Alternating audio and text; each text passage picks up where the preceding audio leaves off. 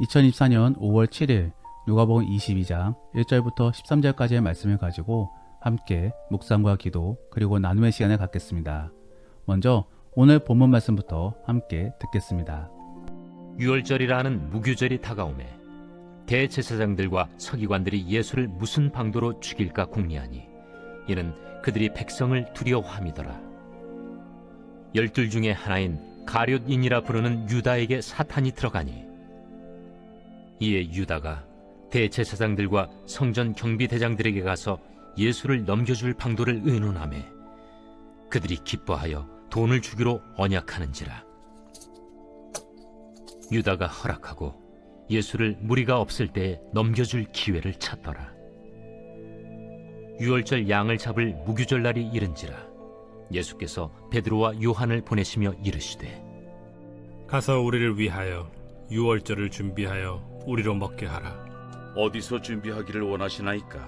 보라, 너희가 성내로 들어가면 물 한 동이를 가지고 가는 사람을 만나리니 그가 들어가는 집으로 따라 들어가서 그 집 주인에게 이르되 선생님이 내게 하는 말씀이 내가 내 제자들과 함께 유월절을 먹을 객실이 어디 있느냐 하시더라 하라. 그리하면 그가 자리를 마련한 큰 다락방을 보이리니 거기서 준비하라 하시니 그들이 나가 그 하신 말씀대로 만나 유월절을 준비하니라. 오늘 본문에서는 실질적으로 예수님 일행이 어떠한 시기 및 상황에 처해 있는지를 분명하게 전해주고 있습니다. 그래서 1절 말씀을 읽어보면 유월절 및 무교절이 다가오고 있음을 전해주고 있는 것입니다. 유월절은 무교절이 시작되는 날의 전날로서 애굽의 10번째 재앙에서 장자들이 살아남은 것에 대하여 기념하며 지키고 있는 절기입니다. 그리고 그 다음 날부터는 무교절로서 일주일간 쓴 나물과 무교병을 먹으며 출애굽을 기념하는 것입니다.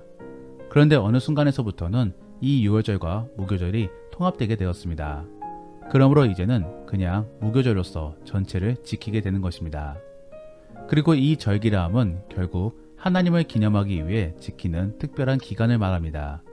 그래서 또 다른 절기인 초막절의 경우를 보면은 유대인들이 광야 시절을 기억하며 이스라엘을 가나안 땅으로 인도해 주신 하나님을 기념하기 위해 그 절기를 지키는 것입니다.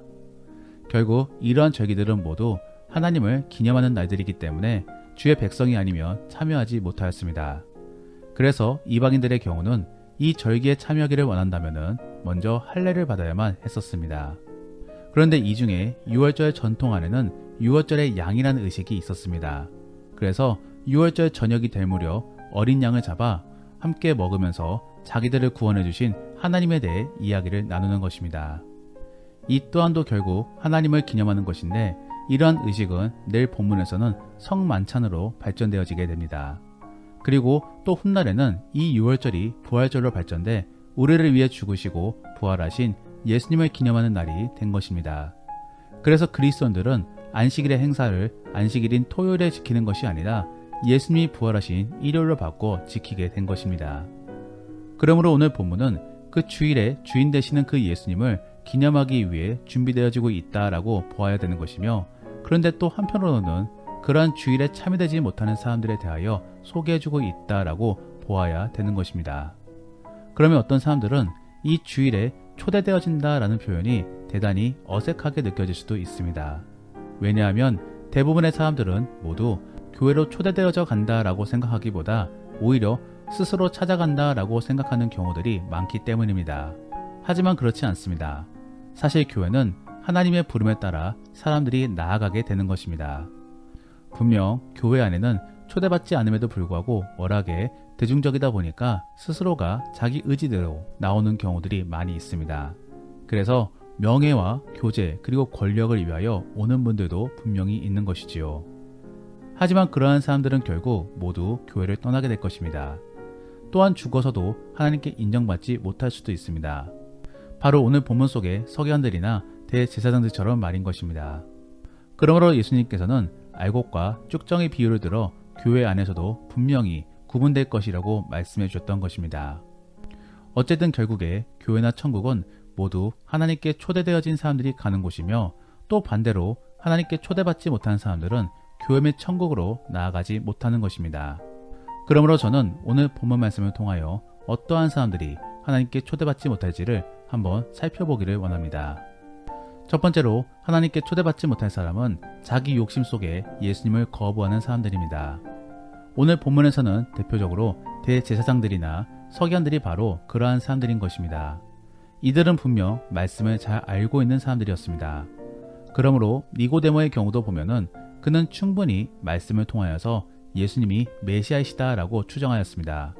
결국 그와 같은 서기관들이나 대제사장들도 충분히 생각해 볼 수 있었던 것입니다. 하지만 그들은 온전히 명예와 권력에만 집중하였기 때문에 자기 앞길을 가로막는 예수님이 싫었던 것입니다. 그래서 급기야 그들은 예수님을 죽이고자 하였던 것입니다. 이처럼 아무리 교회 안에 있다 할지라도 예수님이 아닌 다른 무언가를 바라보고 있다라고 한다면은 그들은 결코 구원받을 수 없는 것입니다. 저는 이러한 사람들을 바라보며 나는 과연 이러하지 않을까를 생각해 봅니다. 그래서 목사라는 권위와 명예를 가지고 사람들에게 부정적인 영향을 미치고 있지는 않은지를 생각해 보게 되는 것입니다. 실제로 교회 안에는 여러 사람들이 모이다 보니까 그 안에는 명예 및 권력을 추구하는 분위기가 생겨날 수도 있습니다. 그리고 그러다 보면은 결국에 교회가 아닌 사회적인 모임으로 전락해버리게 되는 것입니다. 그런 만에 하나의 가능성 속에 저는 과연 어떠한 영향을 미치고 있는가를 생각해 보게 되는 것입니다. 여러분들은 어떠하십니까? 여러분들은 교회 안에서 온전한 예배와 말씀에만 집중하고 계십니까? 아니면 그 이외에 다른 부분들에 더욱더 눈길이 가고 계십니까?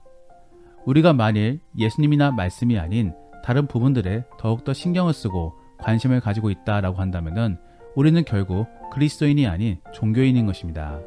그리고 초대받지 못한 사람일 수도 있는 것입니다. 그러므로 만일 다른 부분들에 더욱더 눈길이 가고 신경이 쓰이고 있다라고 한다면은 회개함으로 다시 한 번 더 주를 만나기 위해 간구하시기를 바랍니다. 그래서 주를 만남 속에 더욱더 주를 높이고 싶어하는 그런 존재가 될 수 있기를 원합니다. 저도 그러한 목사 및 그리스도인이 되기 위해 노력할 것입니다.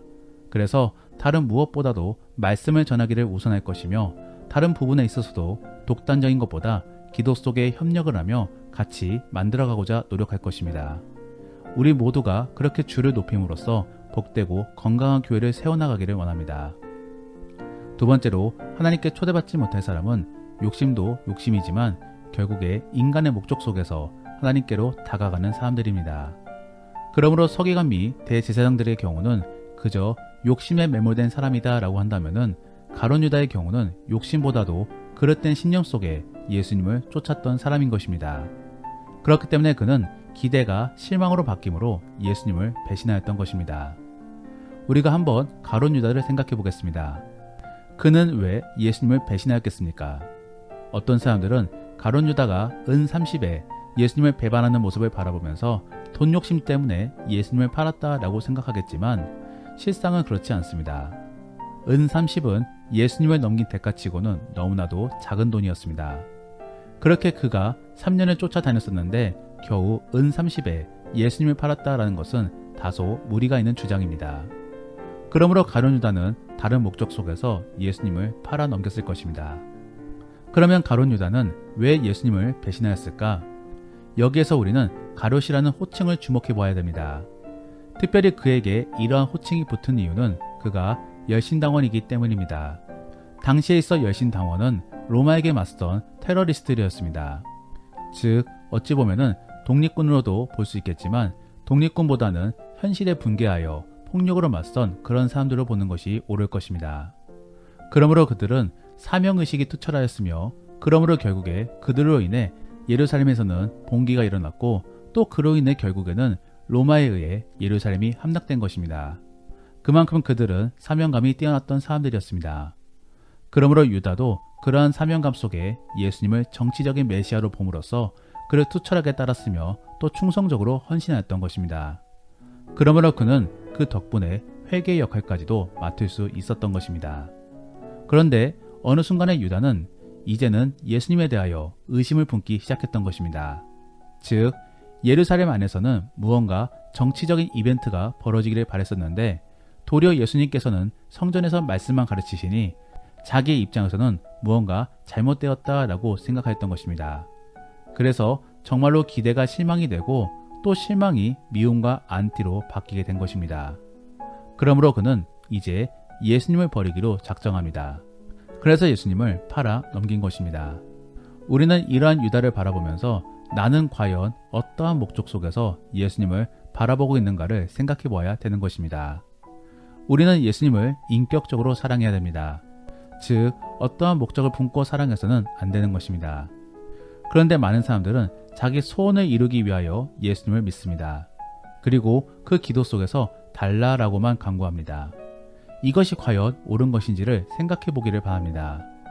우리가 드리는 간청은 사랑함 속에 자신의 어려움을 호소해야 되는 것이지 애초부터 이용하기 위하여서 접근해서는 안 되는 것입니다. 그러므로 우리의 믿음이 정말로 사랑에 기반을 하고 있는 것인지 아니면 다른 종교처럼 나 잘되기를 위해 의지하고 있는 믿음인지를 잘 생각해 볼 수 있기를 원합니다. 하나님은 다 알고 계십니다. 그러므로 사랑이 아닌 다른 목적 속에서 예수님을 믿는 사람은 초대하지 않습니다. 그렇기 때문에 나 자신을 되돌아볼 수 있기를 원합니다. 그러면 하나님께서는 초대받지 않은 사람들에 대해 어떻게 처리하시는가? 바로 사탄을 이용하십니다. 그러므로 오늘 본문에서도 결국에 사탄이 유다를 유혹하게끔 놔두신 것입니다. 그리고 그에 대해 유다는 그간 가지고 있었던 실망과 미움이 사탄의 유혹과 결합되어서 진짜로 실행에 옮기게 되었고 또 그 덕분에 예수님은 십자가로 끌려가시게 된 것입니다. 사랑하는 성도 여러분, 우리가 과연 하나님께 초대받은 사람이 맞습니까? 우리가 만일 하나님께 초대받은 사람이 맞다라고 한다면은 우리는 결코 욕심에 끌려다녀서는 안 될 것입니다. 그리고 예수님을 사랑함 속에 믿어야지 다른 목적 속에서 믿어서도 안 될 것입니다. 더불어 사탄의 유혹에 휘말려서도 안 될 것입니다. 즉, 영적 전쟁 속에서 승리해야 되는 것입니다. 나는 과연 그러한 사람이 맞는지를 생각해 보시며 뒤돌아보시고 또 회개할 것이 있다면 회개하시기를 바랍니다. 그래서 진정으로 천국 및 예배의 자리로 나아갈 수 있기를 원합니다. 하나님은 여전히 우리를 초대하고 싶어 하십니다. 이제는 우리가 거기에 대해 호응해야 되는 것인데 우리도 나름의 준비로 그러한 모습을 갖추어야 되는 것입니다. 그러므로 그러한 준비 및 초대받음 속에서 결국에 천국을 누릴 수 있는 그런 복된 그리스도들이 될 수 있기를 원합니다. 기도하겠습니다. 우리가 오늘 말씀을 생각하시며 함께 기도하기 원하는 것은 하나님, 우리가 주께 초대받은 자로서 살아가기를 원합니다. 모든 욕심, 자기 생각을 다 내려놓고 온전히 주님만을 따를 수 있는 우리가 되게 하여 주옵소서. 그리고 영적 전쟁 속에서 승리하기를 원합니다. 우리에게 유혹을 이길 수 있는 힘을 주시고 온전히 주님만을 바라볼 수 있는 그런 믿음을 달라고 함께 기도하겠습니다. 더불어 오늘 본문 말씀을 가지고 믿음의 나눔이나 혹은 가정 예배를 드린다라고 하신다면은 우리는 어떠한 목적 속에서 교회를 다니고 있는지를 솔직하게 생각해 보시며 나누어 보시기를 바랍니다. 그리고 최근에 받은 사탄의 유혹에는 무엇이 있었는지를 나누어 보시며 또 그러한 유혹을 어떻게 극복하는가를 한번 나누어 보시기를 바랍니다. 그러면 이제 주님과 함께 깊은 대화의 시간을 갖겠습니다. 오늘 하루도 주 안에서 승리하시기를 바랍니다.